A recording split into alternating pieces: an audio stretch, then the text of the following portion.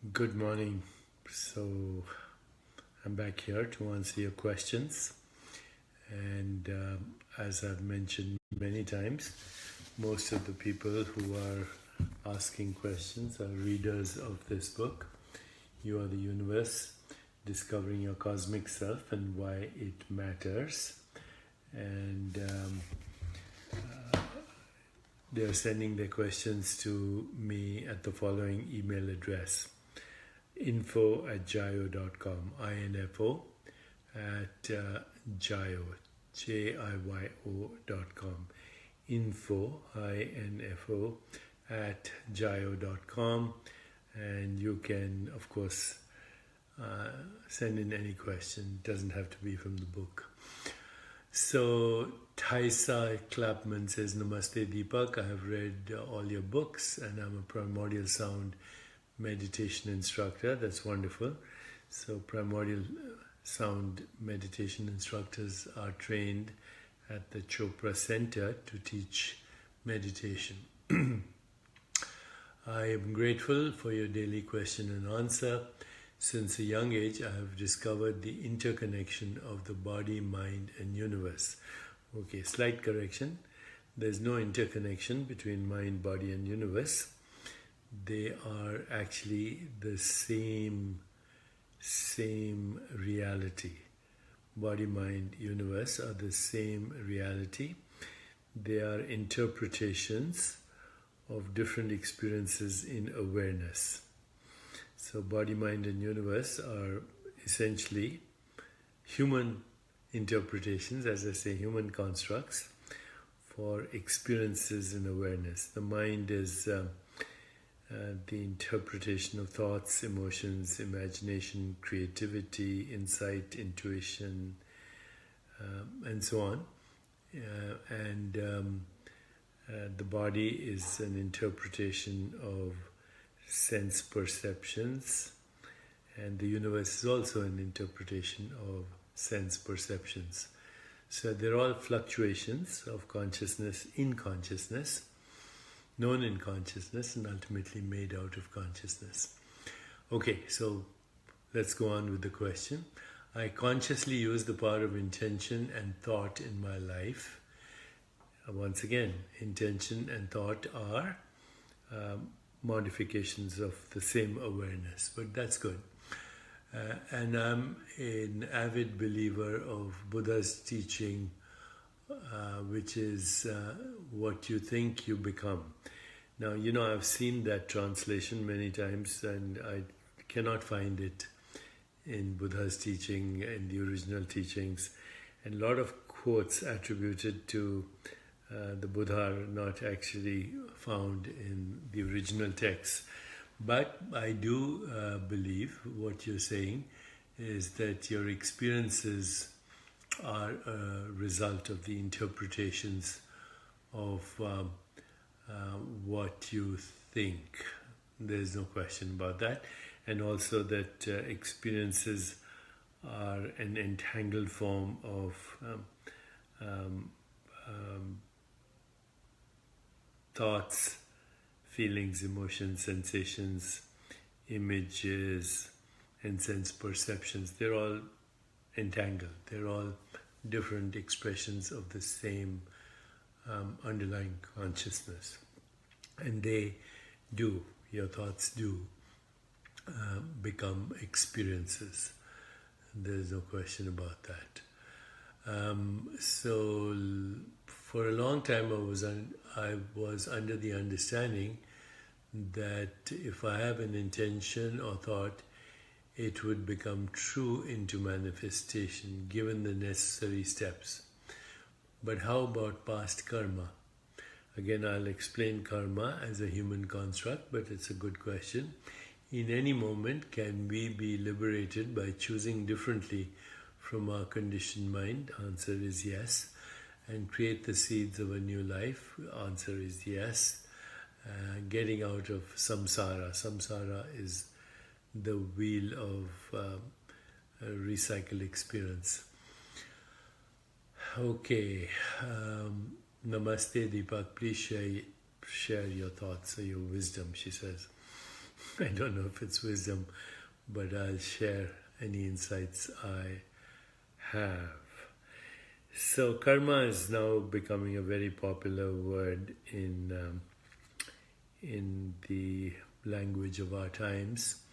It's a Sanskrit word, and the word karma simply means action. Okay, karman means action.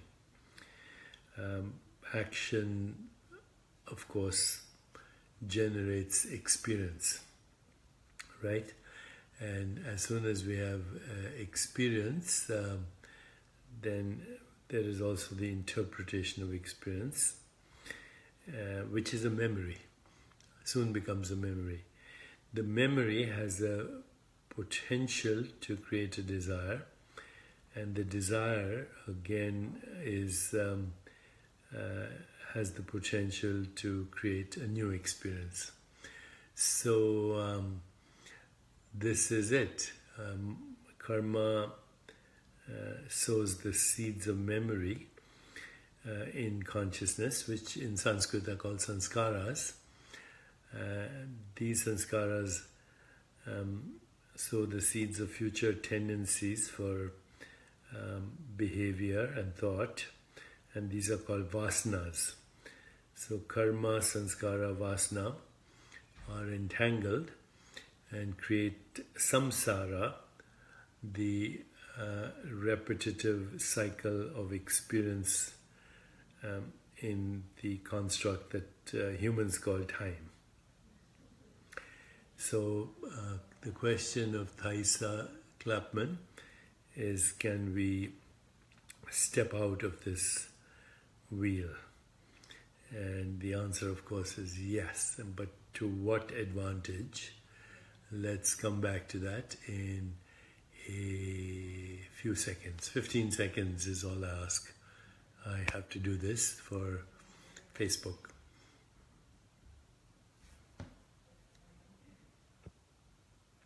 So, back to the question.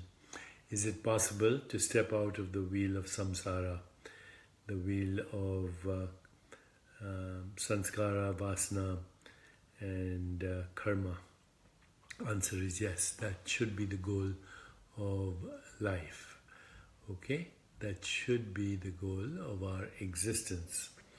Because if we don't step out of that wheel, then we are no different than a bundle of conditioned reflexes and nerves constantly being triggered by people and circumstance into predictable outcomes. So if you don't want to be a biological robot, then you must step out of that cyclical, repetitious recycling of conditioned thought.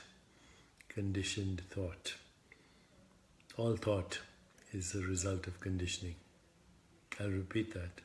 All thought is the result of conditioning. And therefore, in the absolute level, all thought is equally imprisoning. Even good thoughts. Okay? Because thought itself is what separates the observer from the observed. Thought itself is what separates the seer from the scenery.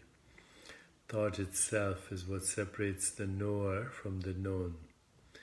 Thought is what separates you from everything else that you call existence. So pure existence is without subject-object split. And as I've said many times, it cannot be accessed through a system of thought, whatever thought there is. In order to step out of the wheel of karma and sanskara and samsara and vasana, you have to step out. As Lord Shiva says, you have to step out of the river of memory and conditioning and see the world as if for the first time. Elsewhere I quoted the Shiva Sutras, where Lord Shiva was the destroyer of time, which is also the destroyer of thought. and he's teaching the nature of existence to the great goddess Shakti, who is the goddess of manifestation. And of course, teaching involves thought, which is why I'm now speaking, and I have to use thought. If I were not to be teaching you this, I would just shut up and be silent. But because I have to communicate, I'm using thought. So, having said that, Lord Shiva also says in one of his instructions to the goddess of manifestation, meditate on your body as the universe and having the nature of awareness. It's very beautiful. And so none of these things involve thought, although intention is a thought. So you want to change your experience of life, which you call manifestation. And to do that, you need to first transcend. Transcend means you need to go to the stillness which is beyond thought, which is actually what yoga is. The first sutra of Patanjali says yoga is the progressive quietening of the mind till it reaches the source of thought, which is pure consciousness. And in Sanskrit, that is Chit Vritti Nirod. Chit means consciousness, Vritti means fluctuations of consciousness, and Nirod means the silencing of the fluctuations of consciousness. That is also called transcendence. Transcendence beyond subject-object split. So in the Yoga Sutras, Patanjali, who is the great grandfather of all yoga, talks about the 8 limbs of yoga. 1 and 2 are what are called niyama, which are observances, and niyama, which are rules of social and ethical conduct. Basically, golden rules. Then he talks about pratyahara. Pratyahara is withdrawal of the senses, followed by pranayam, which is awareness of breath and how it modifies states of consciousness. And then he talks about yogasana, the different seats of awareness, or what are usually called postures, but there are seats of awareness. And finally he talks about dharana, which is focused awareness, dhyan, which is meditation, and samadhi, which is transcendence. And then he talks about samyama. Samyama means focused awareness or focused intention, transcendence, which is samadhi, and meditation, the combination of these 3. And he says when you have the combination of these 3, then you have manifestation, any manifestation, including the siddhis. Siddhis are usually referred to as supernormal powers, but they're actually dormant potentials within consciousness. And these dormant potentials include extreme friendliness, love, compassion, joy, equanimity, but also some amazing non-local dormant potentials manifesting into experience and intention, precognition, recollection of the past, and knowledge of what's happening inside your body, the ability to find hidden objects, on and on. If you read the Yoga Sutras of Patanjali, you'll find a whole chapter on what are called siddhis or dormant potentials. But these are practices. These are not philosophical statements. These are practices that are basically using the raw material of consciousness, understanding that consciousness is not the mind, and that consciousness is not the body, and that consciousness is not the universe. It is, of course, those are modified forms of consciousness, but consciousness by itself is the raw material that experiences itself as mind, body, universe. So, or should I say, that which we call mind, body, universe. So consciousness in its pure form is infinite potential. It's also, as I said, pure form. It's a mistake. It's formless and therefore not in time. And it is this formlessness which is our essential being that interacts with itself and experiences itself as form and phenomena, as subject and object, and the interaction between the two, as knower and known, as observer and observation. And having given you this theoretical understanding, the way to transcend karma is to let go of every story that you have about reality, including the story I'm telling you right now. Because my story is also a story unless you experience the giving up of all stories. And when you give up all stories, all constructs, you'll notice a very interesting thing. Your mind will settle down into peace and equanimity. And over here will arise an intention. You see, formlessness is a state of perfect equilibrium. And perfect equilibrium is unstable in a sense. So when consciousness becomes conscious, it does so through the subtle experience that we call intention without words. In fact, in the Sanskrit, there are 4 levels of intention. Para, Pashyanti, Madhyama, Vaikari. Para is unmanifest intention.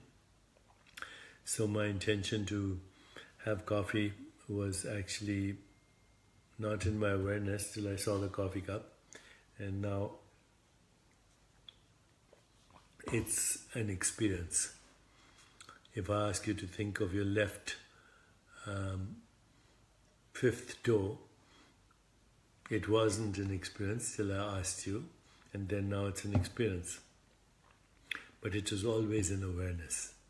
The whole universe exists in awareness, and only attention and intention bring it into experience, which you call manifestation. So awareness is present even in deep sleep, and if you understand that death is the progressive silencing of the fluctuations into formless being, then awareness, being formless, never goes away. And it contains the whole universe as a potential experience. So through transcendence, through Dhyan, Dharana, Samadhi, and subtle intention which spontaneously arises, you can then harness the powers of consciousness to generate a new story, to upgrade the illusion, as I like to say. Because all experience is illusion. And why is it illusion? Because it's ungraspable. It is transient, ephemeral, and ungraspable. What I said in the beginning of this Facebook Live or this podcast is already gone. A second ago is gone. All experience is ungraspable. The only continuity is the presence of awareness, which is the timeless factor in every time-bound experience. And so this is called the Sutra Dhara. Sutra is the intention, Dhara is the thread. And this is the soul's journey construct through cosmic time construct. But some constructs are more useful than other constructs. And it is through these constructs that we create the human experience that we call the human mind, the body, and the human universe. That is what I really mean when I say you are the universe discovering your cosmic self and why it matters. So if you've stayed patiently with me right now, the next thing for you is to start a practice. Contemplative self-inquiry. Who am I? What do I want? What's my purpose? What am I grateful for? What's the meaning of existence? What is the purpose of existence? Not necessarily looking for the answers, but just staying with the questions. And then it is also important to take a stand as witnessing awareness, because that's all you are. The witnessing awareness of all experience. Then, of course, you've already asked yourself, what do I want? So you don't have to think of your desires or what you